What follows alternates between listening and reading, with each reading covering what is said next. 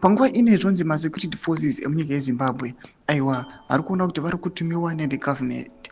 Panguva ino vobatikana vanhu vakaona matengas nevakomana the riot aiwa nemazi motor vehicles avo vachitendera muCBD, but panguva ine zviri kunzi they are now puzzled just because they are failing to catch kana kubata anyone aiwa ari kumobilize for the 31st protest amuri kuona ari kungotaurwa pasocial media. Sana pena mashoko ari kudanyogwa panapa, ndoba subscribe wala ikatombe bele kuti mnangozwa mudanyora chiti akuti ndikozwa Intel Unity CIU security officers on deployment countrywide to identify the M31 activists and organizers are reporting that they have failed to identify any.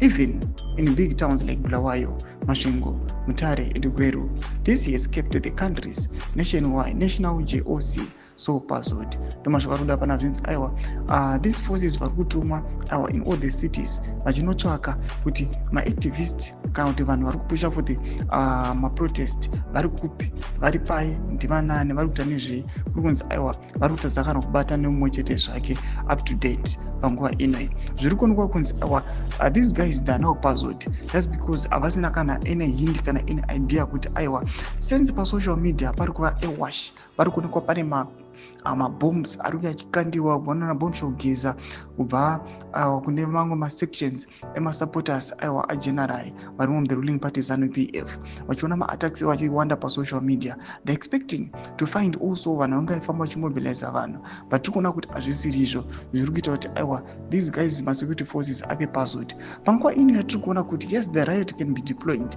but panguva inoi vanhu vasati vanyatsokuziva the military status kuti masoja panguva inoi makambonyatso kumira papi nekuda kwemaskandals ari kumboitika. Tudze mafungiro enyu moti kudii pamusoro pechitiko ichi. Kuna comment section medu, subscribe or like, turn on the bell icon.